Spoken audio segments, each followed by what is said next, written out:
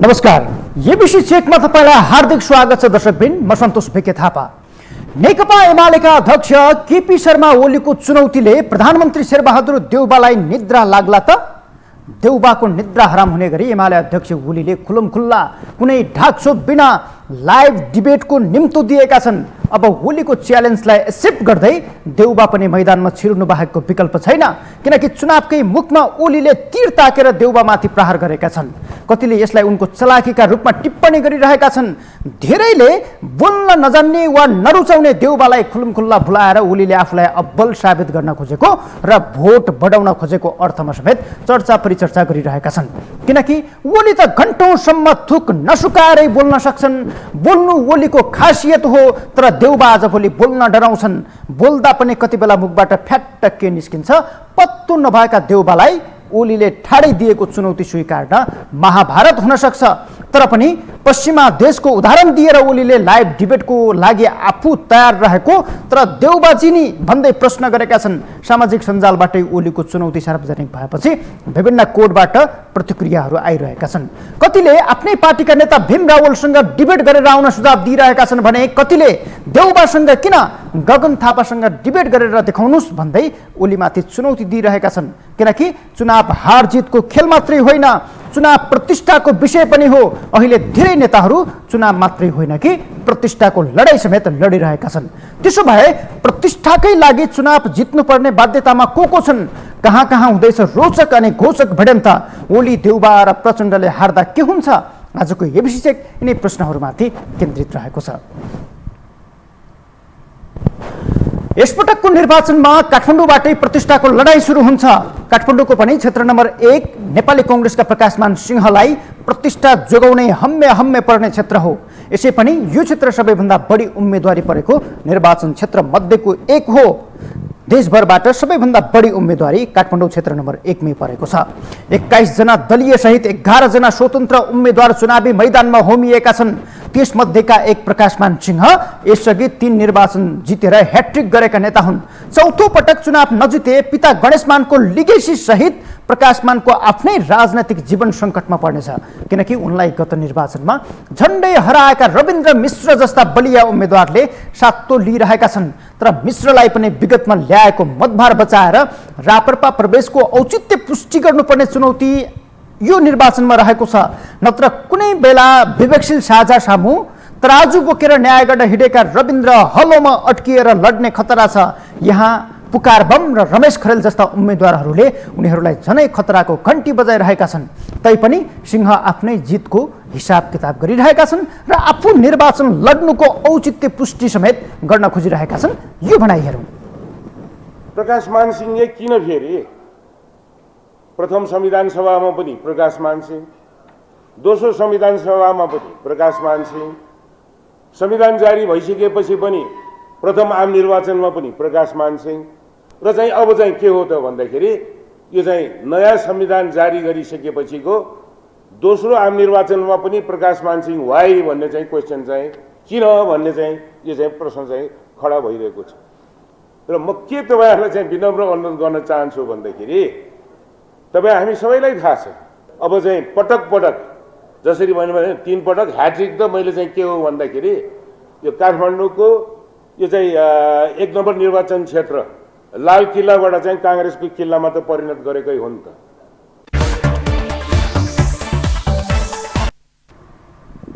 विगतमा गरेको ह्याट्रिककै कारण प्रकाशमान सिंहलाई यो पटकको निर्वाचन जित्नै पर्ने बाध्यता छ। नत्र उनले आफ्नै प्रतिष्ठामा आँच आएको सम्झिने गरी यो निर्वाचन त्यो रूपमा प्रस्तुत हुनेछ। काठमाडौँ 1पछि 2 को अवस्था पनि कम्ता भयानक छैन। व्यवस्थापिका संसदको प्रमुख भएर राजकाज चलाएकी पूर्व सभामुख ओनसरी घरती मगरको उम्मेदवारीले यो क्षेत्रलाई झनै हेभी बनाएको छ। तर एमालेका मणिराम फुयालसँग पराजित भए पूर्व सभामुखलाई निकै ठुलो धक्का लाग्नेछ। प्रतिष्ठा बचाइराख्न भए पनि जित्नै पर्ने बाध्यतामा रहेकी घरतीका लागि यहाँ प्रधानमन्त्री देउबा र माओवादी केन्द्रका अध्यक्ष प्रचण्ड नै मैदान छिरेर होस्टेमा हैसिया गरिरहेका छन्। निवर्तमान सभामुख अग्नि सापकोटा चुनावको रेसबाट बाहिरिएका बेला चुनाव मात्रै होइन प्रतिष्ठाकै लडाईँमा होमिएकी घरतीलाई भने गरिमा बचाउन निकै सकस परेको छ। अब काठमाडौँवासीले कुन रूपमा ओनसरी घरती मगरको उम्मेदवारीलाई हेर्छन् त्यसले मात्रै उनको हार जित र प्रतिष्ठालाई मूल्याङ्कन या त मापन गर्नेछ। तर उनी के भन्छन् त यो बनाइ हेरौँ। काठमाडौँवासी जनताहरूले यो कुरालाई एकपटक चाहिँ उहाँहरूले चाहिँ सोचिदिनुपर्छ र सोच्नुहुन्छ भन्ने मलाई लाग्छ। यहाँ धेरै बुद्धिजीवी धेरै चाहिँ जाने बुझेका नागरिकहरूको बसोबास हो, उहाँहरूलाई म सम्मान गर्न चाहन्छु। तर एकपटक महिलालाई पनि तपाईँहरूले टेस्ट गर्नुहोस् न। मैले आफूले सभामुख चलाउँदा देख्नुभयो, कहिले पनि मैले चाहिँ आफ्नो पार्टीभन्दा मुनि चाहिँ देशलाई राखिनँ। सधैँ मैले आफ्नो पार्टीभन्दा पनि माथिल्लो सोचबाट आफ्नो कार्यभार वहन गरेँ, देशको लागि सोचेँ, जनताको लागि सोचेँ, मेरो आफ्नो समुदायको लागि सोचेँ, मानवताको लागि सोचेँ। तपाईँहरूले हेर्नुभयो भने मेरो कार्यकाललाई चाहिँ सरसर्ती हेर्न सक्नुहुन्छ। रोचक भिडन्त काठमाडौँ 4 मा पनि भइरहेको छ। कांग्रेसका महामन्त्री गगन थापा र एमालेका नेता राजन भट्टराई दोस्रो पटक चुनाव भिड्दैछन्। काठमाडौँमा सबैभन्दा बलिया मानिएका गगन थापालाई चुनाव जित्नै पर्ने दबावले ठेकी नसक्नुको चुनौती दिइरहेको छ।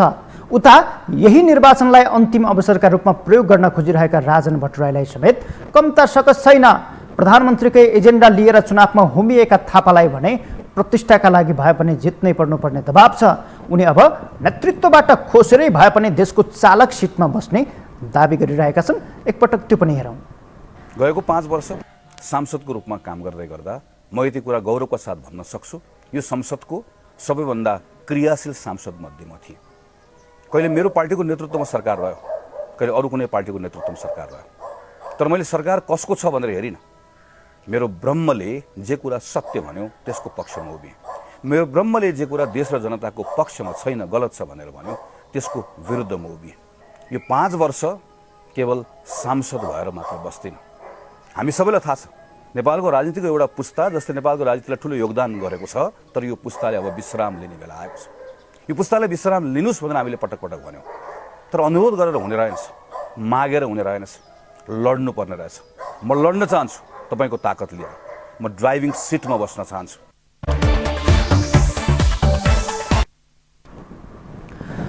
काठमाडौँ 5 मा भने गत निर्वाचनमा सहज जित हात पारेका एमालेका ईश्वर पोखरेललाई विगतकै विरासत बचाइराख्न निकै चुनौती थपिएको छ। किनकि गठबन्धनले कांग्रेसका युवा नेता प्रदीप पौडेललाई यहाँ बलियो दावेदारका रूपमा प्रस्तुत गरेको छ। आफूभन्दा निकै जुनियर राजनीतिज्ञलाई पराजित गर्न नसके आफ्नै प्रतिष्ठामाथि आँच आउन सक्ने ईश्वरको बुझाइ छ। यता यसपटक पनि हारे हरुवाको ट्याग लागिराख्ने भएबाट त्रसित भएका पौडेललाई नजिती सुखै नहुने खालको अवस्था छ। यो त भयो काठमाडौँका चर्चित र अलिकति हेभीवेट नेताहरूको निर्वाचन क्षेत्र। अब लागौँ झापातिर। देशको सबैभन्दा हेभीवेट नेताहरूको हेभी भिडन्त हुने निर्वाचन क्षेत्रहरूमध्ये झापा प्रमुख हो। पूर्व प्रधानमन्त्री समेत रहेका एमाले अध्यक्ष केपी शर्मा ओली 48 सालदेखि निरन्तर यही क्षेत्रबाट चुनाव लडिरहेका छन्, झापा 5 बाट। यसपटक कांग्रेस माओवादी सहितको 5 दलीय गठबन्धन विरुद्ध ओली प्रतिष्ठाको पनि चुनाव लड्दैछन्। 2064 मा माओवादीका उम्मेदवारसँग पराजित भएका ओली 2074 मा भने माओवादीकै साथ लिएर निर्वाचित भएका थिए। अध्यक्ष ओलीको निर्वाचन क्षेत्रमा एमालेको बलियो संगठन भए पनि राप्रपालाई साथमा नलिई नहुने बाध्यता पनि छ। यसपटक पनि ओली राप्रपालाई साथमा लिएर निर्वाचनमा होमिएका छन्। तर गठबन्धनले ओली विरुद्ध विगतमा पनि ओलीसँगै पराजित भएका खगेन्द्र अधिकारीलाई भिडाएको छ। बलियो प्रतिस्पर्धी नभए पनि ओलीले कदम कदाचित चुनाव हारे राजनैतिक जीवनको अन्तिम लडाईँ हार्नेछन्। यसले प्रतिष्ठाकै लागि भए पनि जित्नै पर्ने दबाव ओलीलाई छ। ओली विरुद्ध 25 जना उम्मेदवार मैदानमा उत्रिएका छन्। यसले पनि उनलाई थप चुनौती थपेको छ। अब झापाकै 3 नम्बर क्षेत्रको कुरा गरौँ। यहाँ उग्र गणतन्त्रवादी र उग्र राजतन्त्रवादीको रिब्याटल हुँदैछ। कांग्रेसका पूर्व महामन्त्री कृष्णप्रसाद सिटौला र राप्रपा अध्यक्ष राजेन्द्र लिङदेन फेरि भिड्दैछन्। गत निर्वाचनमा लिङदेनले यही क्षेत्रमा सिटौलालाई हराएका थिए। यसपटक पनि लिङदेन ज्ञानेन्द्र शाहलाई राजा र आफूलाई प्रधानमन्त्री भन्दै चुनावी दौडमा होमिएका छन्। तर सिटौला आफूले हारे राजनैतिक जीवन नै समाप्तिको चरणमा पुग्ने भएपछि प्रतिष्ठाको विषय बनाइरहेका छन्। यसले पनि यो निर्वाचन निकै रोचक अनि घोषक बनिरहेको छ। कांग्रेस महामन्त्री विश्वप्रकाश शर्माको उम्मेदवारीले झापामा थप रौनक थपेको छ। पार्टीमा सफलता हासिल गरेका महामन्त्री शर्माको सदन छिर्ने सपनामा तेस्रो पटकका लागि अवसर बनेर आएको छ। तर उनको सपना तुहाउनका लागि पूर्व कानुन मन्त्री समेत रहेका एमाले नेता अग्नि खरेल मैदान छिरेका छन्। गत निर्वाचनमा वाम गठबन्धनका राम कार्कीसँग पराजित भएका विश्वप्रकाश शर्मालाई तेस्रो पटक हार्ने छुट छैन। यसकारण पनि उनी यो निर्वाचनलाई प्रतिष्ठाको विषय बनाइरहेका छन्, नत्र भने उनको राजनैतिक जीवनमै ठुलो धक्का लाग्न सक्ने खालको अवस्था देखिन्छ यदि यो निर्वाचन हारेको खण्डमा। स्वतन्त्रको लहर चलिरहेका बेलामा झापालाई नै आधार बनाएर निर्वाचित हुने आशा र भरोसाका साथ अधिवक्ता तथा अभियन्ता स्वागत नेपाल मात्रै होइन, ओलीलाई चुनौती दिँदै वाम विश्लेषक वा लेखक युग पाठक झापामै चुनाव केन्द्रित बनेका छन्, या त यो निर्वाचनमा उनी झापाबाट चुनाव लड्दैछन्। रमाइलो त के छ भने उखान टुक्काले हँसाउन माहिर ओलीको निर्वाचन क्षेत्रमा हास्य कलाकार कुमार कट्टेल जिग्रीले ओलीलाई मात खुवाउने सोचिरहेका छन्। अब झापा छोडौँ, झापासँगै जोडिएको मोरङतिर लागौँ। यहाँ चुनावी प्रतिस्पर्धा यसकारण पनि रोचक छ कि यहाँ काङ्ग्रेस इतर समूहको नेता शेखर कोइराला चुनावी भिडन्तमा छन्। विगतमा पराजित एमालेका लालबाबु पण्डितसँग शेखरको यसपटक पनि भिडन्त हुँदैछ। यसपटक पनि नजिते राजनैतिक उचाइमाथि नै सङ्कट पर्ने भएले शेखरलाई त्रसित बनाएको छ। यसकारण पनि लालबाबु पण्डितसँगको चुनावी भिडन्तलाई प्रतिष्ठाकै रूपमा लिइरहेका शेखर जित्नै पर्ने दबावमा छन्। केन्द्रीय राजनीति र पार्टीभित्रको राजनीतिका लागि पनि प्रधानमन्त्री देउबाको खरो आलोचक र प्रतिद्वन्द्वीकै रूपमा रहेका शेखरलाई यसअघि नै देउबाले यसअघि नै जितेर देखाउने चुनौती दिएका थिए। अब त्यसको खास समय आएको छ, नत्र देउबाले मात्रै होइन आफ्नै गुटका नेताले समेत पत्याउने अवस्था हुने छैन। मोरङको निर्वाचनमा पूर्व उपसभापति समेत रहेकी सुजाता कोइरालाको उम्मेदवारीले समेत चर्चा भएको छ, किनकि गिरिजाको विरासत समेत सुजाताकै हातमा रहेको छ।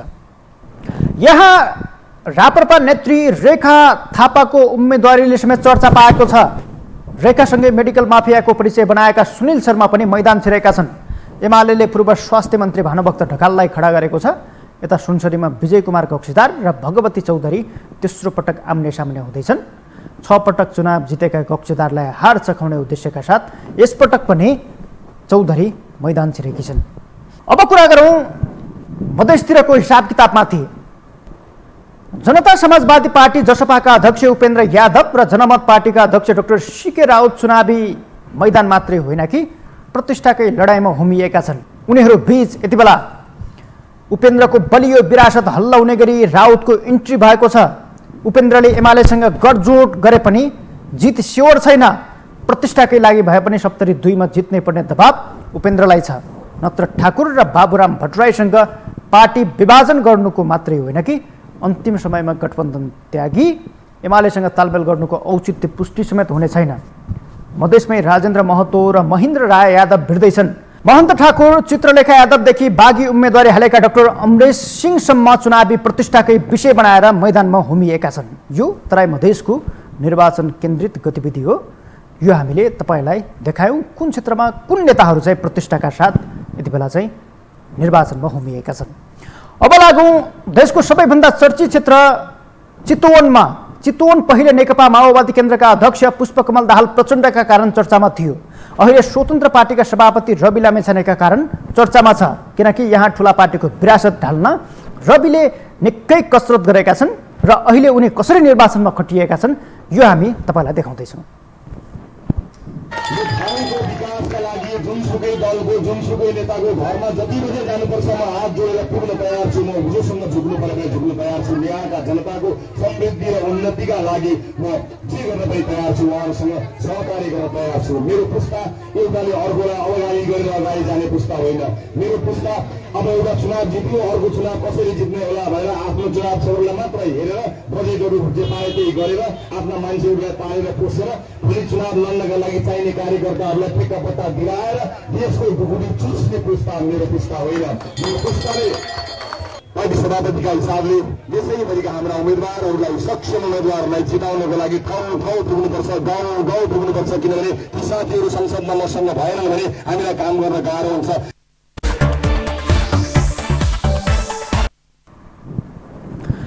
चितवन 2 मा रवि लामेछाने नेपाली कांग्रेसका उमेश श्रेष्ठ र एमालेका कृष्ण भक्त पोखरेलसँग भिड्दैछन्।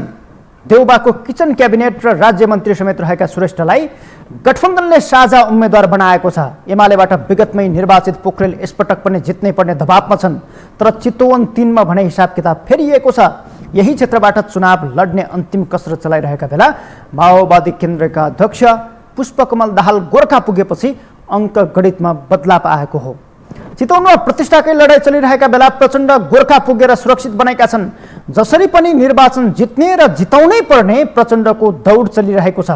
तर चितवनबाट गोर्खा आएका 66 वर्षीय प्रचण्डलाई एमालेका 29 वर्षीय अब्दुस मिया र कङ्ग्रेस बीपीका 49 वर्षीय टिका दत्त पोखरेलले चुनौती दिइरहेका छन्। तर उनी प्रतिगमन र अग्रगमनकारीका बीचमा रहेको फरकलाई देखाउँदै यो निर्वाचन जसरी पनि आफूले पनि जित्ने र गठबन्धनका उम्मेद्वारलाई जिताएर पार्टीलाई समेत बलियो बनाउने ध्यानमा छन्। एकपटक उनको यो भनाइ पनि हेरौँ।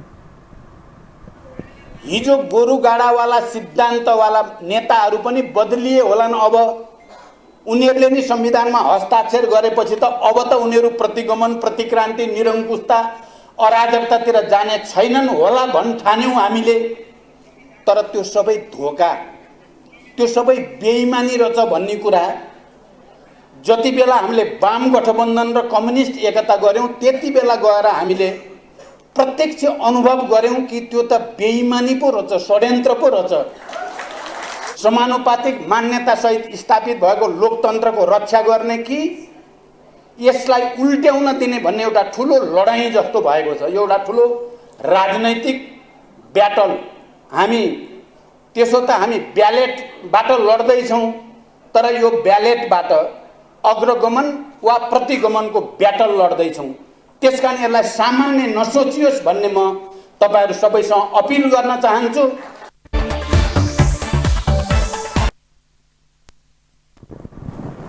नवलपरासीमा विनोद चौधरीका कारण निर्वाचन जस्तो बनेको छ। करोडौँको गाडीमा सवारी हुने चौधरी सानो लिखलिखे बाइक चढेर हिँडिरहेका छन्। किसानका खेत र गोठमा चौधरीको उपस्थिति छ। ओहो, चौधरीलाई नपुग्दो के थियो? सब कुछ हुँदा पनि अन्तिममा राज्य संस्थामा पुग्नै पर्ने लोभका कारण चौधरीलाई चुनौतीको सामना गर्नु परिरहेको छ। अझ अर्थमन्त्री हुने हुटहुटी देखाएर राजनीतिमा पदार्पण गरेका चौधरीलाई जसरी पनि जित्नै पर्ने दबाव छ। नत्र फोर्ब्सका अर्बपतिको सूचीमा परेका एक प्रतिष्ठित व्यापारी एक हारसँगै स्वाहा हुने खतरा पनि छ। किनकि चौधरी बलिया दावेदार हृदय त्रिपाठीसँग भिड्दैछन्। गत निर्वाचन जितेर मन्त्री समेत भएका त्रिपाठीलाई एमालेको समर्थन छ। चान्चुने तरिकाले चुनाव जितिँदैन भन्ने बुझेपछि नवलपरासी 1 मा उम्मेदवारी दिएका अरबपति चौधरी भुइँ मान्छेसँगै हिँडिरहेका छन्। उनी किसानका घर, गोठ र खेतबारीमा समेत पुगिरहेका छन्।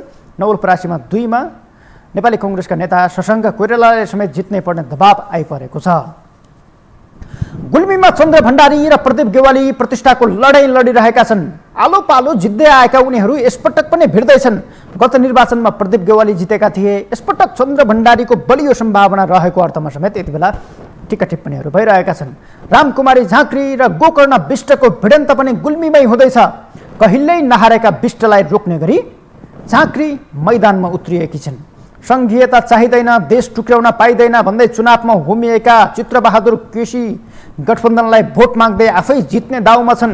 सुदूरपश्चिममा गएको निर्वाचन हारेका एनपी साउथ र रमेश लेखक जस्ता नेताहरू यसपटक पनि मैदान छिरेका छन्। यसपटक पनि हारे उनीहरूको राजनैतिक जीवन नै सङ्कटमा पर्नेछ।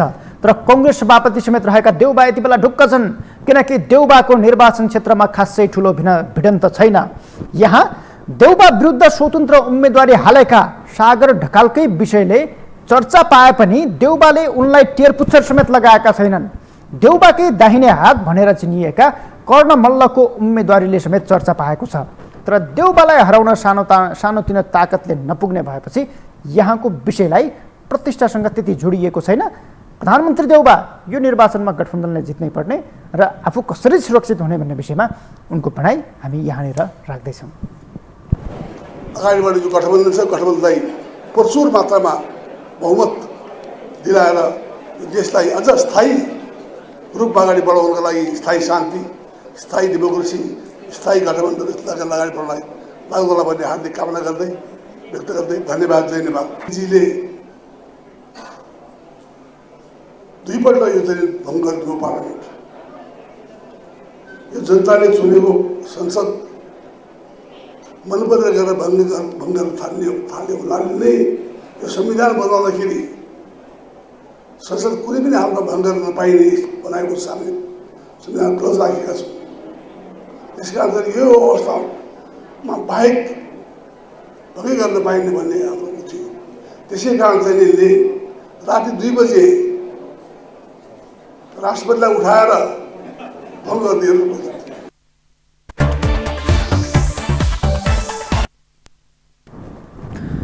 यसपटकको निर्वाचनलाई प्रतिष्ठाकै रूपमा नेकपा एकीकृत समाजवादीका अध्यक्ष माधव कुमार नेपालले समेत हेरेका छन्। गत निर्वाचन काठमाडौँ 2 बाट जितेका नेपाल यसपटक रौतहट 1 बाट उम्मेदवारी दिएका छन्। उनलाई एमालेका अजय गुप्ताले चुनौती दिएका छन्। गौर नगरपालिकाको निवर्तमान मेयर समेत रहेका गुप्तासँग पराजित भएको खण्डमा नेपाललाई लज्जा शरम हुनेछ। यसकारण उनी यसपटक जित्नै पर्ने दबावमा छन्। यो गठबन्धन वास्तवमा प्राकृतिक हो कि अप्राकृतिक हो, यो प्रश्न खडा हुन्छ। ठिक त्यही प्रश्न काउन्टर प्रश्न हामीले पनि त्यसर्याउनुपर्छ। अर्को गठबन्धन जुन हाम्रा विपक्षीले बनाएका छन् त्यो पवित्र गठबन्धन हो कि अपवित्र गठबन्धन हो? यहाँ नेचुरल अननेचुरल मात्र होइन, यो त नेचुरल पनि हो र पवित्र पनि हो।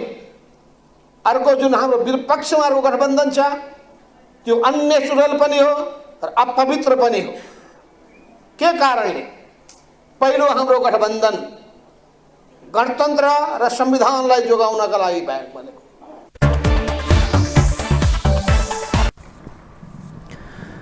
एकीकृत समाजवादीकै वरिष्ठ नेता तथा पूर्व प्रधानमन्त्री झलनाथ खनाल आफ्नो पुरानै निर्वाचन क्षेत्र इलाम 1 बाट उम्मेद्वार बनाएका छन्। 3 जना स्वतन्त्र सहित 11 जना उम्मेद्वार रहेको यो क्षेत्रमा खनाललाई नेकपा एमालेका महेश बस्नेतले चुनौती दिइरहेका छन्। बस्नेत इलाम नगरपालिकाका पूर्व मेयर पनि हुन्। संयोग कस्तो बनेको छ भने माधव नेपाल र झलनाथ खनाल दुवैजना पूर्व नगरपालिकाका प्रमुखसँग चुनाव लड्दैछन्। यसकारण पनि निर्वाचन उनीहरूका लागि एउटा प्रतिष्ठाको विषय बनेको छ, किनकि उनीहरूले टक्करको उम्मेद्वार पाएका छैनन्। देशभर धेरै उम्मेद्वार छन् जसले यो निर्वाचनलाई प्रतिष्ठाको विषय बनाएका छन् र उनीहरू आफ्नै शैलीमा यति बेला चुनावी अङ्क गणित मिलाउनका लागि जनताको घर दैलोमा पुगिरहेका छन्। यस विषयमा राजनैतिक विश्लेषक प्रोफेसर डाक्टर सुरेन्द्र केसी के भन्छन्, यो भनाइ हामी तपाईँलाई राख्दैछौँ। आजबाट कार्तिक लागिहाल्यो, मङ्सिर 4 गते त निर्वाचन नै छ। मलाई त बरु यति ढिलो किन होला भन्ने पो लागेको छ। किनभने चुनाव यिनीहरूको लागि ठुलो एउटा अवसर हुन्छ। त्यो चुनावले उनीहरूलाई आगामी 5 वर्षको कार्यदिशा पनि दिन्छ। उनीहरूको लागि त जीवन मरणको प्रश्न हुन्छ। त्यो अब जीवन मरणको प्रश्नलाई उनीहरूले 3-4 महिना विषयवस्तु बनाए भने त्यो मैले त आफैमा ठुलो नहुनु पर्नेमा अब यहाँ त अब 1-8 महिनाभित्रको विषयवस्तुको रूपमा चिज गइराखेको छ। यसलाई हामीले अन्यथा ठान्नु हुँदैन, स्वाभाविक ठान्नुपर्छ। यसलाई एउटा पर्वको रूपमा नेपाली जनता मतदाताहरूले अपनाउनुपर्छ भन्ने भ्रम छर्न राजनीतिक दलहरू चाहिँ सफल भएका थिए। अब अहिले समयले के देखायो भने चुनाव भने यिनीहरूको हातको खेलौना रहेछ भन्ने कुरा देखियो र यिनीहरूले आफ्नो वैधताको लागि जनतालाई दुरुपयोग गर्ने अस्त्र माध्यमको रूपमा चुनाव घट्दो रहेछ भन्ने कुरा आम मतदाताहरूले बुझिसकेको हुनाले पनि यिनीहरूले यसमा न त एउटा सरगर्मी ल्याउन सकेका छन्, न त नेपाली जनताले चाहिँ यसलाई त्यस रूपमा अपनाइरहेको पाइन्छ। खालि एउटा यान्त्रिक रूपमा आइराखेको घटना छ जुन चाहिँ नेताहरूको स्वार्थको लागि आएको एउटा स्वार्थी मानिसहरूको एउटा चुनावी परिघटना मात्रै हो। तात्विक र यसको लोकतन्त्रसँग सरोकार त छ, तर लोकतन्त्रलाई नै यिनीहरूले फेरि आफ्नो ठै खाने मागी खाने भाँडो बनाएको सन्दर्भमा जनता पनि टाठो भएका छ। जनताले या त यसबाट आफ्नो जीविकोपार्जनको एउटा माध्यम बनाउने होइन भने यसबाट के आफूले प्रतिफल लिन सकिन्छ भन्नेमा जनता पनि टाठा भएका छन्।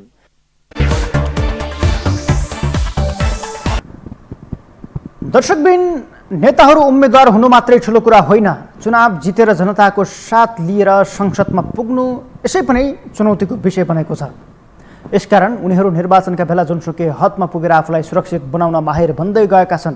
तर अधिकांशको शैलीमा देखिएका चटकपन जनताको आँखामा छारो हाल्न गरिएका प्रपञ्चहरू र नाटकीपन जस्तो मात्रै देखिएको छ, जुन गत निर्वाचनपछि देखिएको थिएन। अहिले फेरि निर्वाचन नजिकिएसँगै फेरि सुरु भएको छ। 2054 साल अघिका चुनावहरू जस्तो अहिलेका निर्वाचनहरू होइनन्। 2064 पछिका हरेक चुनावकालमा जनता झन्झन सचेत र साक्षर बन्दै गइरहेका छन्। यस्तो अवस्थामा नेताले चुनावी शैली र आफ्नो चुनाव केन्द्रित व्यवहारलाई बदल्न जरुरी छ, न कि आफ्नो प्रतिष्ठा र चुनावी नतिजा आफ्नो पुल्टोमा पार्नका लागि मात्रै गरेको व्यवहार जस्तो नदेखियोस्। हवस् त, आजका लागि एबिसी चेक यही सकिन्छ। नमस्कार।